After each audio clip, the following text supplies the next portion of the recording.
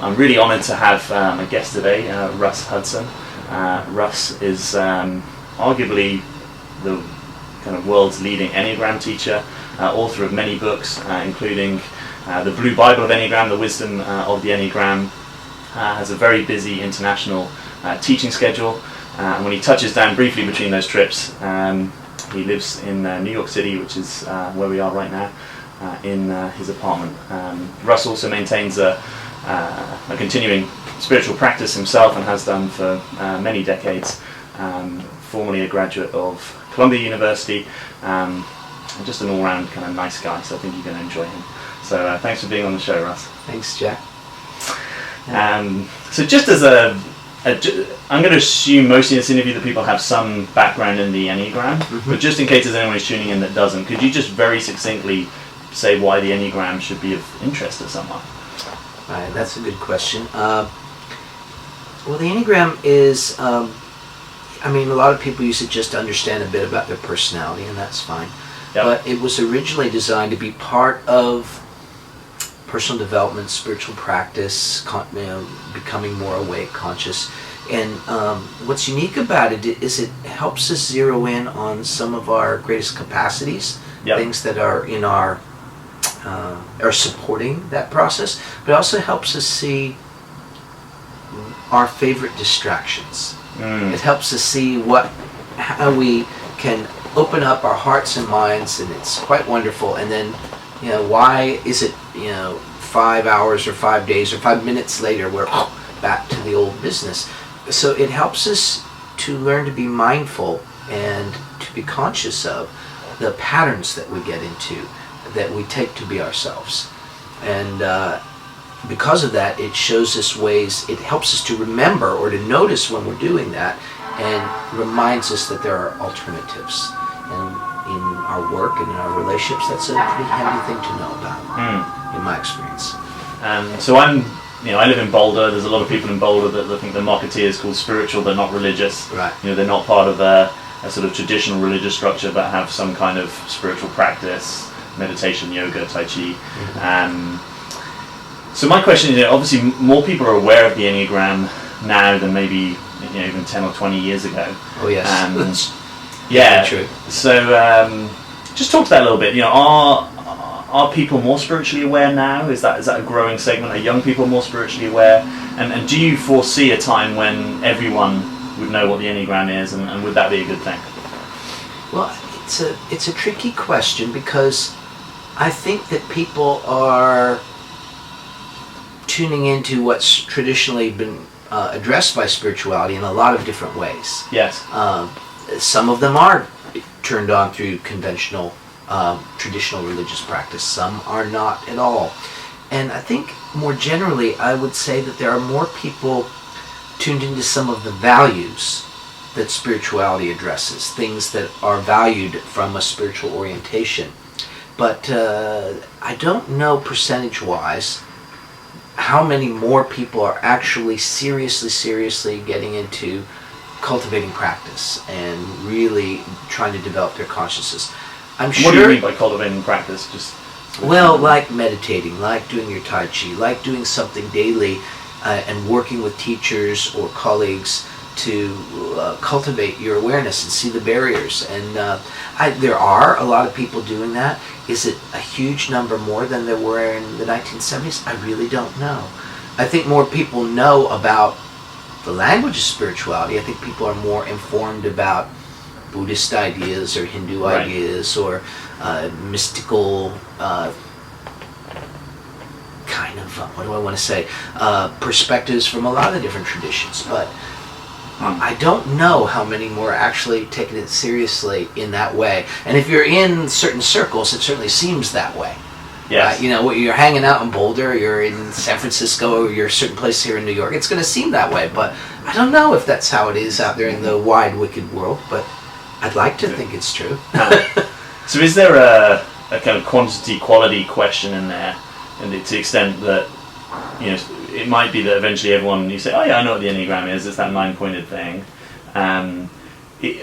Is that a good thing when you have a kind of pervasive societal, miniature awareness of something versus versus what you do with your work and your teaching in your groups, which is a real kind of deep dive into the origins of the Enneagram and how it can really wake you up to your personality. Yeah, I think that's just how it's always going to be. It's sort of like that already. I mean, there's a lot of people who know enough to be able to sort of have at least a sort of sketch of each of the 9 points and what they're like and the different personality styles. And for a lot of people, that's it. And yeah, I think the only thing I have against that is that sometimes people who would benefit or be interested in going deeper with it think that that's all there is to it. And that's somewhat problematic.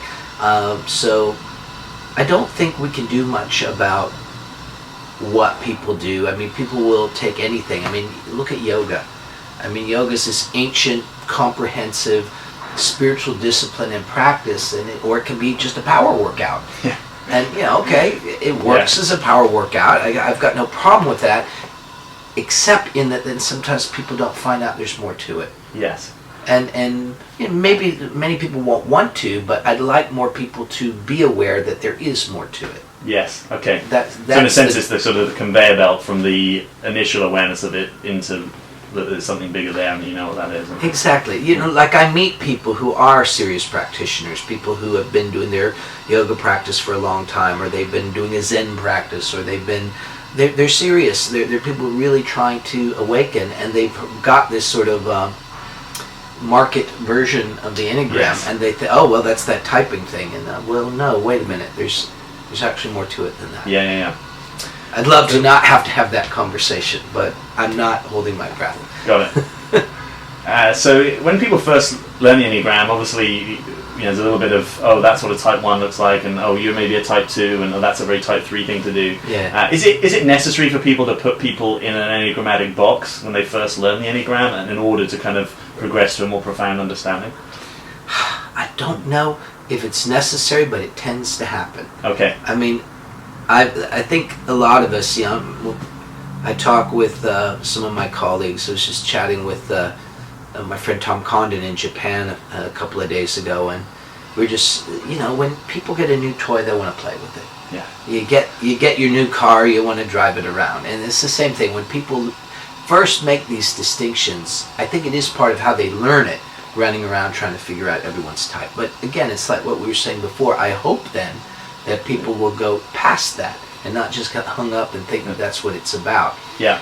I wouldn't say I have a beef with it. As I said, people use it a lot of different ways, but I would like the overall Enneagram community to be more sensitive to that process. And I think that what happens is you get a lot of people just endlessly in that loop, just what type is this person? What type is that person?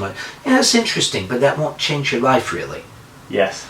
It will for a while, and then it becomes part of the pattern that you're stuck in. Yes. So, So how has it been most useful or insightful to you personally? What's been the sort of the kind of juiciest Enneagram insight?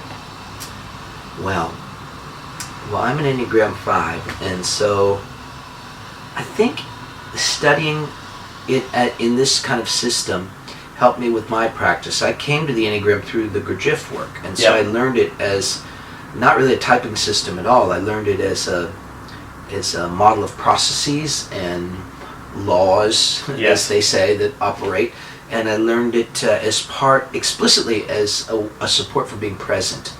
But I think when I learned about my type, I think it stopped me from having a bias against what I do easily. In other words, what I want to say is that I understood from my practice that it was very important for me as a 5 on the Enneagram to really develop my body sense and my heart, and I worked really hard at that. But the Enneagram helped me see I don't need to throw my head away to do that.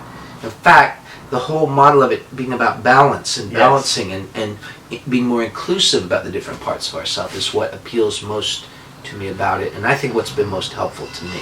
My business and teaching partner, Don Risa, who I wrote the books with and who kind of brought me in to the work he was doing, develop the levels of development, and Yes. I found that hugely helpful, and noticing which way I was trending.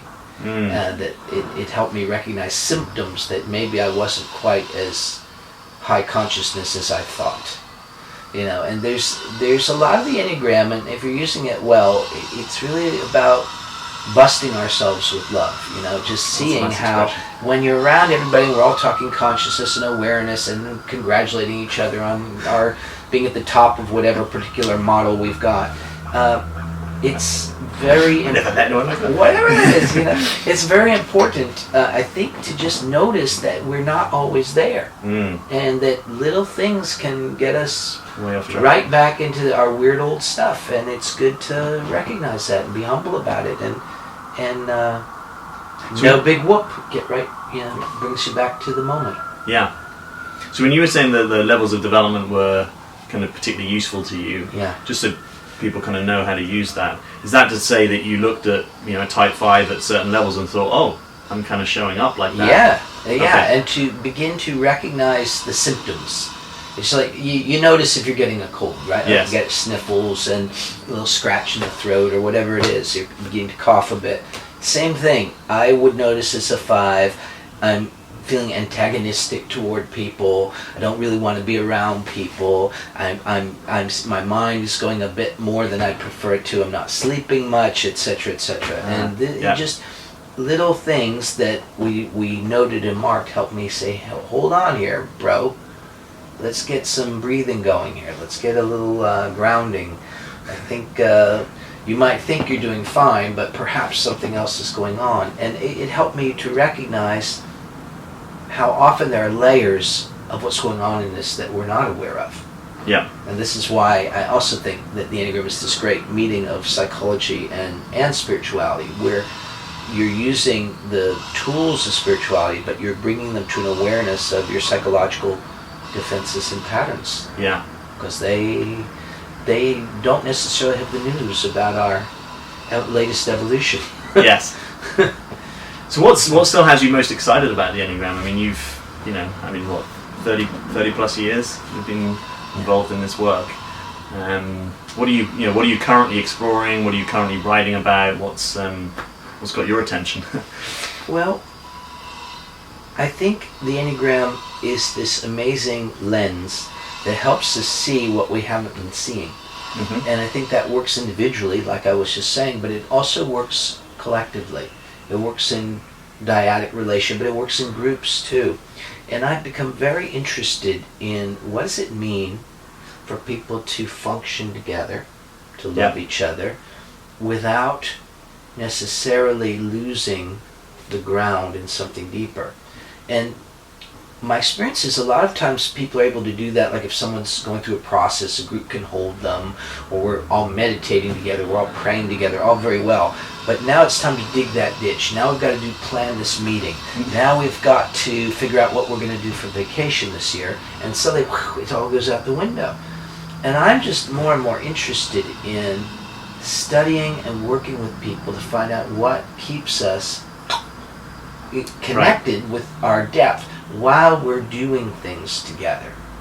Not just when we're sitting here looking at the light in each other's eyes, lovely as that is, but it's to be able to get up from that and go address the things in life without losing the thread of that deeper recognition of what's actually here.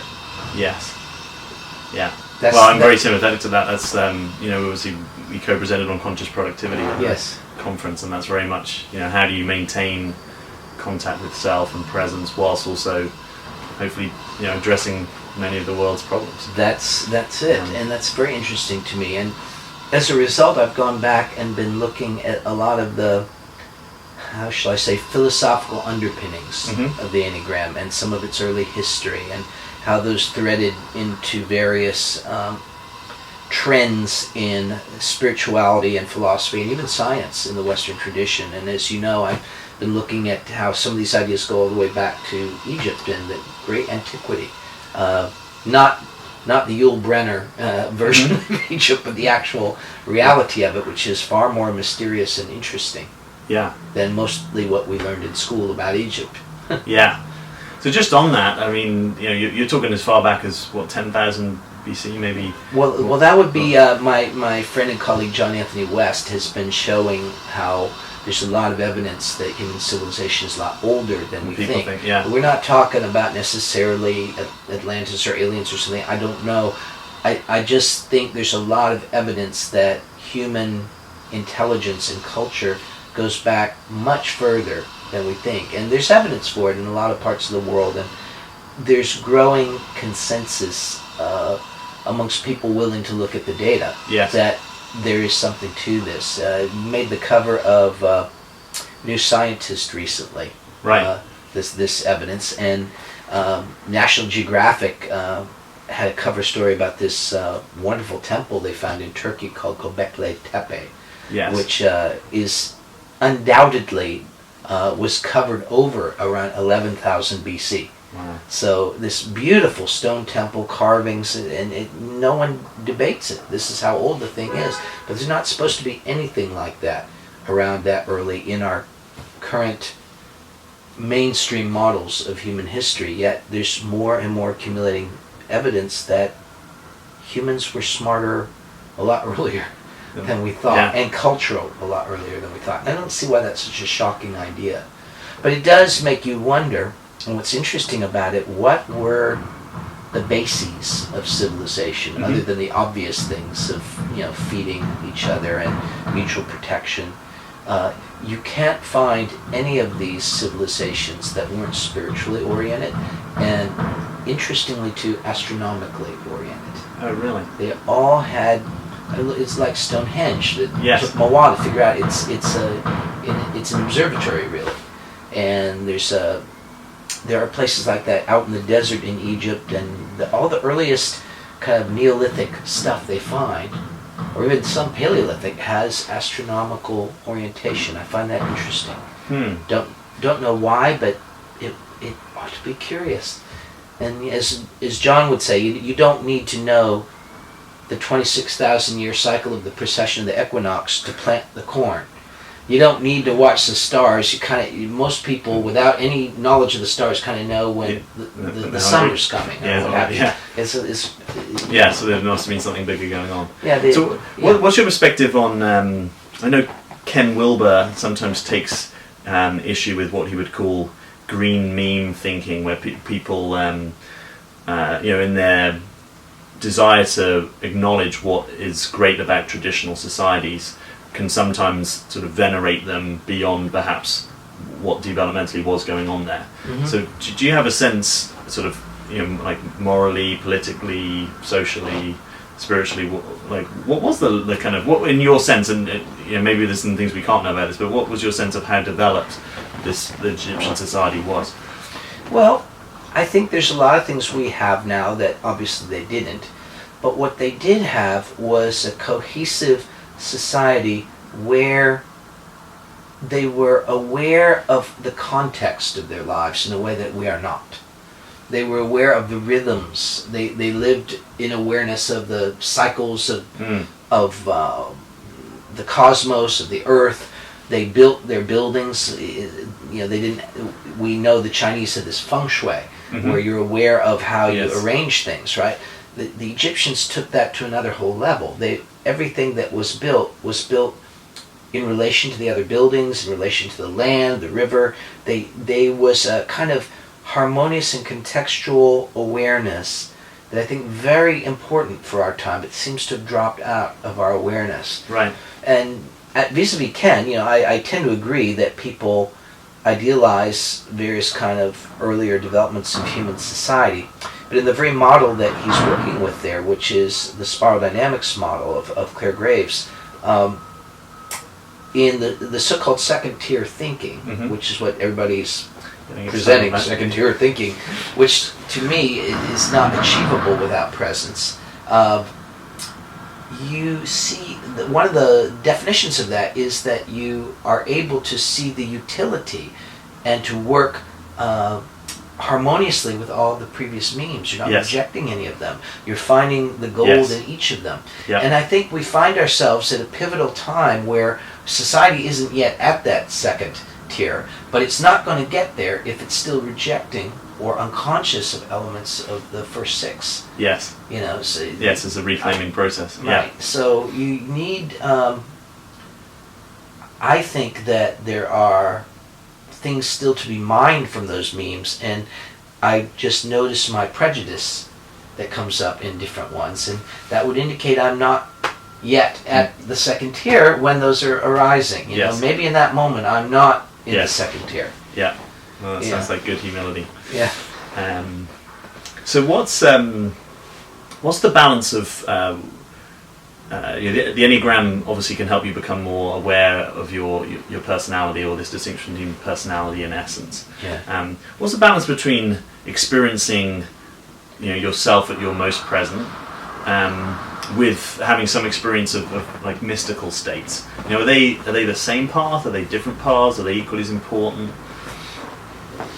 Well, mystical states is an interesting thing. I think on the one hand, there are trances that people invoke to receive different kinds of understanding or wisdom. Right. And that's always been part of spiritual tradition, and why people do certain kind of practices, things like sweat lodges or long fasting or ascetic practices, or even using different kind of hallucinogens. People get visions and ideas, but I distinguish that from the kind of mystical states that open just from ongoing presence, because I think what happens is as we get more present, we start to see reality as it actually is, and it isn't the way our minds have constructed it. So for a lot of people, just the perspective of non-dual awareness is already pretty, to actually experience that full on is like a mystical experience, and yet it isn't like a trance. I distinguish those two things. They both have their utility, but they're different. I think also this is like the perception of the effulgence or the fullness of reality coming through. It's just a function of presence. Or the opposite. Sometimes you're perceiving the emptiness, that there's the nothingness that's here and everything. And yeah, you can access those things through, people do ayahuasca and stuff like that to have those kind of experiences.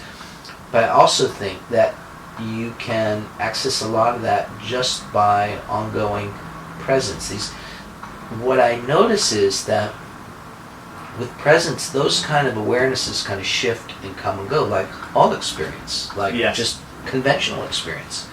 But what you start to notice is the lights being on in those changes, and you start to notice what's the through line, if any, in all of that. And it gradually leads to a condition where we stop idealizing certain kind of trances or states of consciousness and can just kind of hang out with whatever is manifesting. I think that's one of the deeper uses of the Enneagram, is to keep exposing us to the elements of consciousness that we may have overlooked or not seen the value of initially. How important is community? How important is Sangha, other people? What's the extent of like personal practice? How far can that take you? And what things either necessarily or ideally have a context of colleagues or other people who are sort of pushing the same envelope?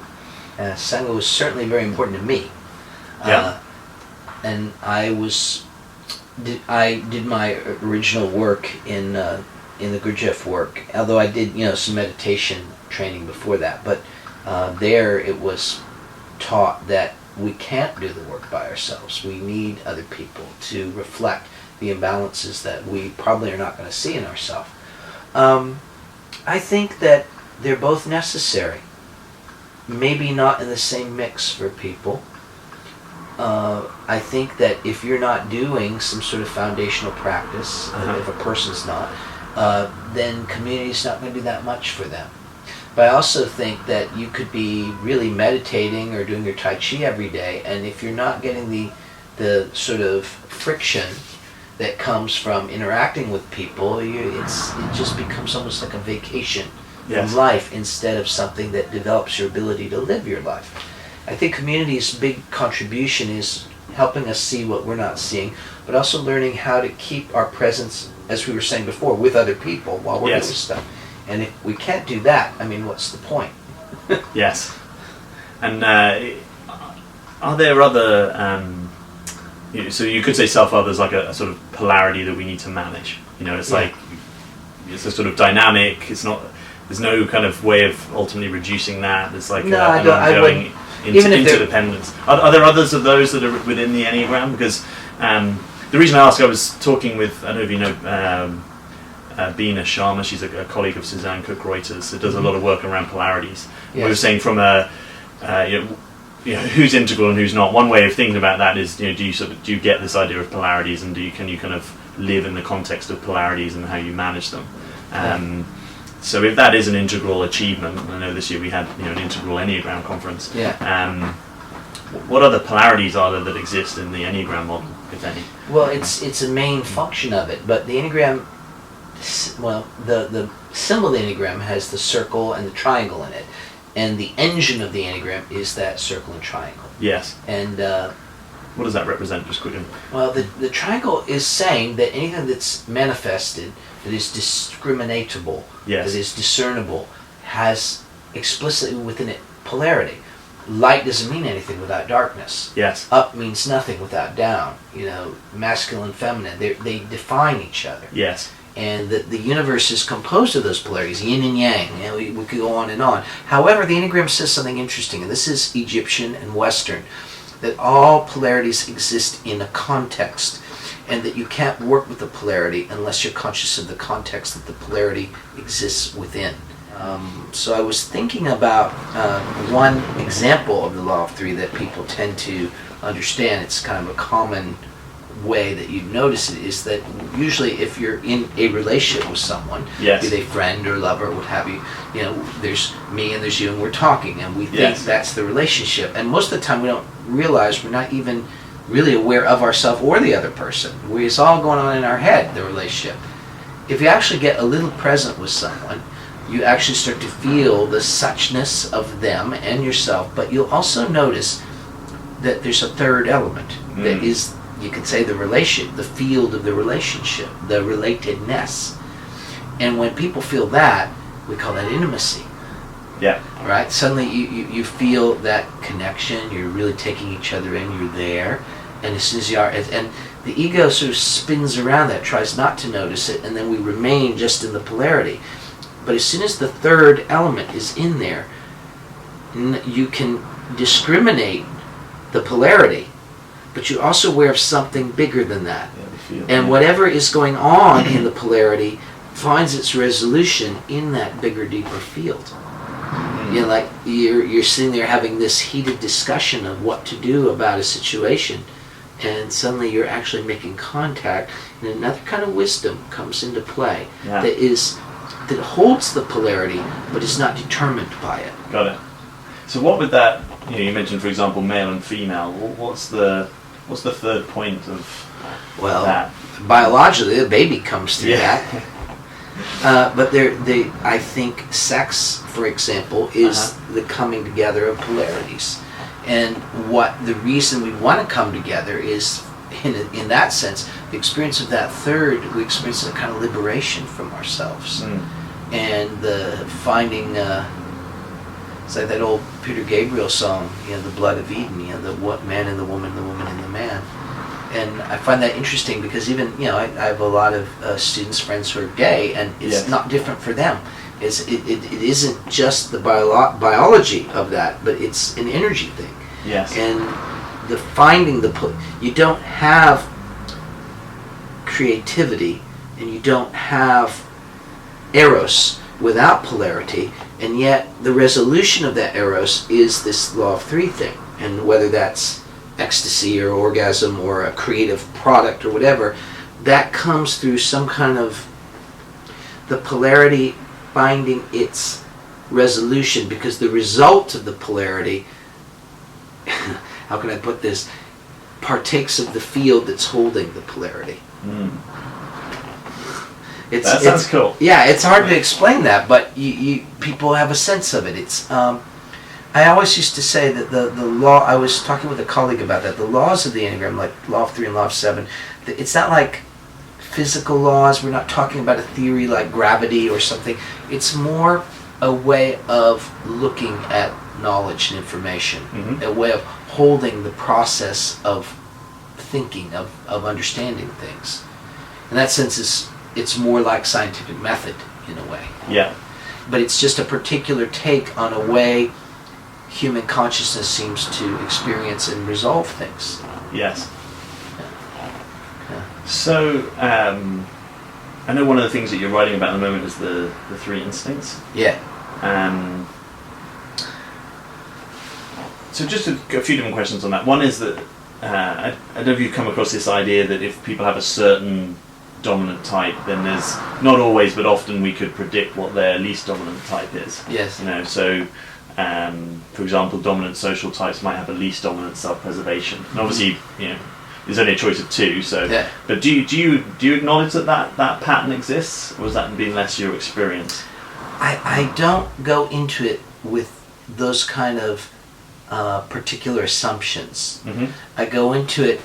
For me, all of this stuff is not so much about getting people onto a Procrustean bed and get them to fit a theory. I'm more interested in the theory helping them notice what they're up to. Yes. And what they're perhaps over-determining, what they're perhaps overlooking in their life. So rather than go in with a predisposition, I'm using that as a way to support a person in finding out where are the imbalances in how they're living their life, where are the leaks, and what might we do about that. That's a more interesting conversation to me. So I kind of teach it from the point of view, not so much like find your stack and now you know who you are. It's more like, what is your particular relationship with each of those drives? How do they manifest in your life? Which one needs a little loving care, shall we say? Yeah. And that to me, I'm interested in these models in as much as they help people observe the actual movements of their consciousness, how they're constructing their life, what assumptions they're making that aren't necessarily the whole picture. Yes. And is there anything, obviously, encourage people to get your book when that's eventually done, but with the, with those 3 instincts, other than so I'm looking at my relationship to each of these, I'm looking at how they kind of play out, not just it's a sort of grand narrative, but in lived experience. Yeah. Is there another way that people can, who are interested to delve into the instincts more, that they can use those to, make their life better? Well, I've been teaching recently about the 3 zones in each of the instincts. There's sort of areas of focus that each instinct brings. But I think the idea always, the Enneagram, we've hit this note several times, the Enneagram is always about balance. Yeah. And finding better balance. Not static balance, but dynamic balance. Yeah. Right. And so it's what the main use I've found of the instinct work is seeing that there's certain things that I get obsessive about. And most people do. So what would be an example of that? Well, I'm a sexual dominant type, which doesn't mean I have sex all the time. It means that there's a certain kind of way I like to live. Yeah. It's based on being turned on, stimulated, not necessarily needing to have certain kind of stability in my life. And my weakly developed instinct is self-preservation. And so those 2 create a certain dynamic, that relationship. Social's in the middle. Okay, my ability to affiliate and connect with people is just okay. But the dynamics, the problems in my life tend to revolve around the imbalances between how I've learned to set up foundations, take care of myself, regularity, all these kind of self-preservation values versus the sexual instinct values, which are creativity, energy, change, dynamism, that. And so I've got plenty of that. Yes. We've been there, done that part, but stability, health, money, regularity. And the thing is, when we first encounter that, we resist it. But I think part of the teaching here is to show people the value in discovering how that particular instinct will work to support them in the kind of life they want to have. Whereas being unconscious of it tends to sabotage us even around the things that we're trying to set up in our life. Yes. I mean, I'm never probably going to be a quiet, self-pres, dominant kind of person. And Don Riso, for example, was self-pres dominant. He had that all set up for himself. Yet, it's really obvious that some of the values of that way of living, some of the ways of holding life, are very important for me to do what I'm here to do. Yes.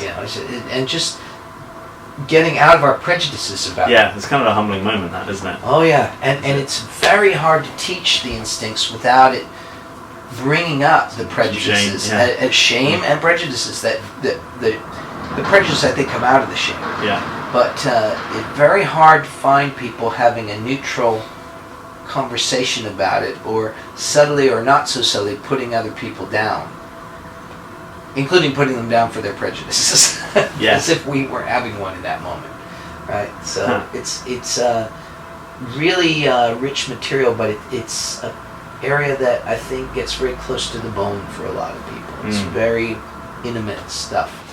So one of the things, when we were in Denver at the International Enneagram Association Global Conference, you showed a video of Don Riso and some of his last moments of life, and I'm not going to get this exactly right, but he said something like, we've got to kind of realize that all this stuff is to kind of like help us be more accepting, help us cope with our lives, and kind of ultimately help us be like more happy.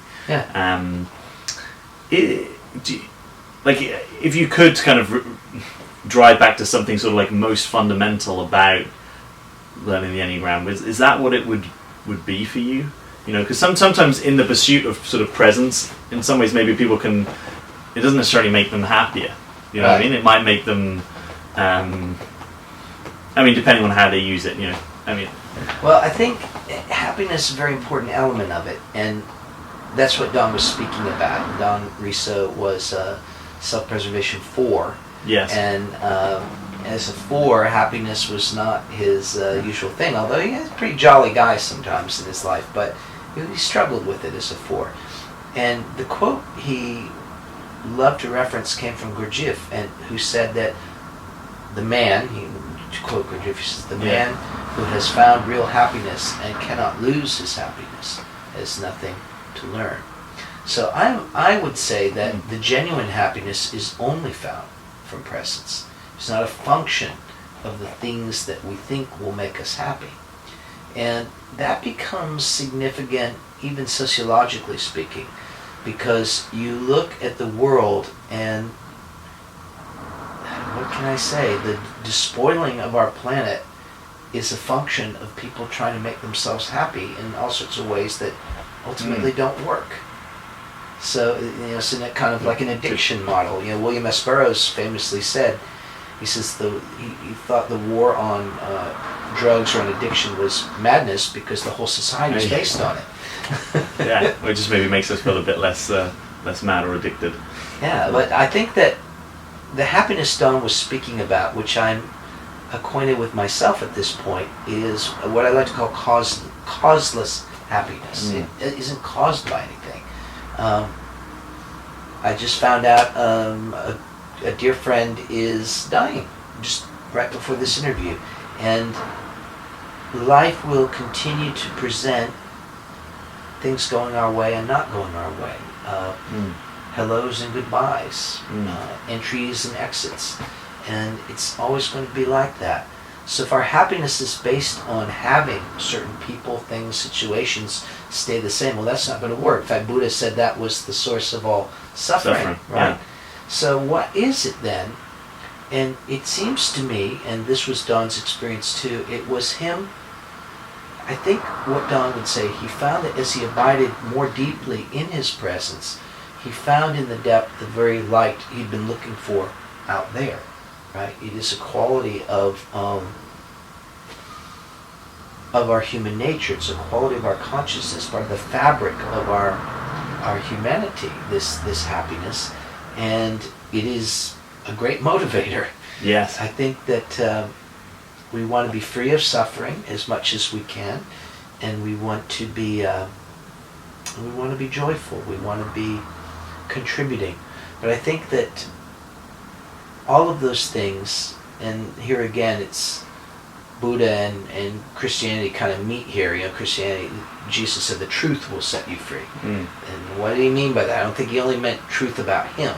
I think he meant in the broadest sense. Absolutely, yeah. But the Buddha says, the Buddhism is a very similar thing, that it's seeing the truth of reality is what liberates us from suffering. And so my toss to people, the way I try to explain it, is presence isn't a state. It's not a mood. It's not something you add.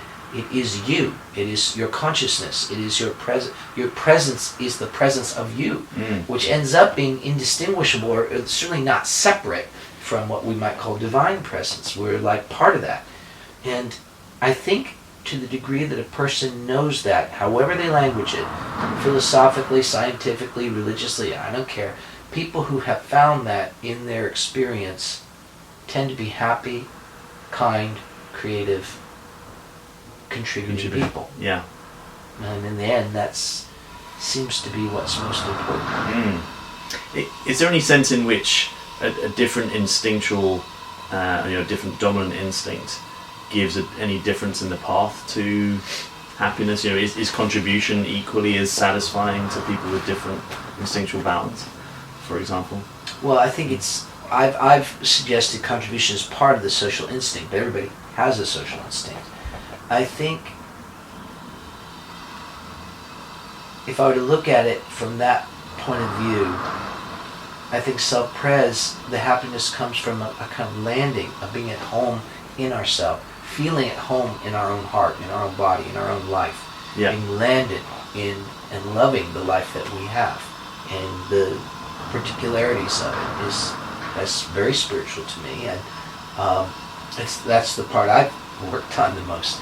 The sexual part of it is the kind of passion for reality, for truth, for what's really here, and not and just that being an ongoing developmental process where it probably will be never done, and that's all right. Yeah. And go on after me, in fact. And then the social part, is the sense that I'm doing my bit. I'm fulfilling my piece of a bigger puzzle. I like to say I'm taking my place in a greater mandala. And I think that we try to do those things without presence, whereas when we're present, we kind of naturally find our way to being that, because it is our nature. Yes. It's very vexing for the ego mind, but so it's really kind of like it's expressing the truth of our nature. Yes, that's my experience anyway. Somebody else might have another experience, but I think I've got probably some people who'd agree with that. Yeah. So in terms of what's predictive or most predictive of presence, do you feel like, either from your personal experience or more generally, what are the factors that are most predictive of people being really present? Other people or ourselves? Well, you can tackle it from whichever angle. Maybe just talking to yourself, like what do you feel are the most? Obviously, people go to practice, but in terms of kind of that moment-to-moment lived experience of without quantifying it, but sort of what proportion of your day you were genuinely here, not out to lunch, as you would say. Yes. I think it has to do, for me, the word I like to use for it is contact. To feel contactful. And I don't mean running around hugging everybody, because you could be doing that and not contactful. You could be in your own trip, right? Yeah. Whereas, I mean, if I feel in contact with my breath, my sensations, I'm in contact with my voice, I feel contact with you, here with me. It's like in that direction. And that tends to open up my heart. It tends to open up my thinking. It tends to open up my creativity. And it tends to help me relax. So presence for me is the sense of contact where it isn't like just contact between two things. It's like an inner touch. It's we usually encounter it first as sensation, but it goes beyond that. That's just sensation is just checking to see if there's any in the house, right? Are we present at all? Are we just completely in our mental, emotional reaction patterns, right? But breath, sensation, it's pretty basic. And I'm always looking at the other and just feeling, is that person in contact with me? And I don't think it's right or wrong anymore if they are or aren't. If they're not, then that's just more reason to be pleasant and kind and grounded here. And I think that's our best way of inviting people in from the cold. Yes. By being what we're talking about rather than being annoyed at somebody else's lack of presence. If I'm annoyed that you're not present, it's probably something else going on here. Yeah. Just one specific aspect of your teaching I wanted you to point to is as you talk about these 9 levels of development. Right. I remember at level 1, you talk about something in terms of one of the lines. I think it might be the line of disintegration or the stress point. Right. That something that comes in at level 1. Can you just talk to that? Because it seems to be one of those like little. Just if someone wants a little sort of like that sort of nice mysterious tidbit. The stress direction. The teaching there is what we call the missing piece. Missing piece. Yeah, that the highest qualities, or let's say the essential qualities, the truest, deepest aspect of the direction of stress on the Enneagram is what actually undoes us, liberates us from our ego patterns and therefore from our egoic suffering. And usually that very same quality we're cynical about till further notice. We dismiss it. So as an example, we were talking about happiness earlier. As a 5, my direction of stress is 7. Yeah. So I thought, when I'd see people making much ado about being happy, I thought they were just ridiculous. I thought they were not real. They weren't grounded. They certainly didn't see reality as it was. They were certainly, they're just escaping and they're not dealing with stuff. And oh God, how, it was like that. I'm very cynical about it. But it was just, I think, because it made me feel how out of touch I was and how I was afraid to want that anymore. And I thought was not attainable on some level. That was my ego story. So as I would say, though, that if there's a particular quality that's been most liberating for me from my historic identities, it would be that. It would be the joy and liberation and lightness and freedom of the open-endedness of the consciousness of the 7. But that's like 7 at its most sublime. Yes. And each one is like that, The 4s hear the 2 and they think it's like gooey, sentimental, emotionally dishonest. They don't like it, right? But then love is what the 4 is really looking for, and that knowing what that actually is. So this all, it's like that. It's all there. Yeah. Well, I think we're coming to the end of our time here. So, is there a final thought or gauntlet that you want to lay down for people, or insight as to kind of where we're going?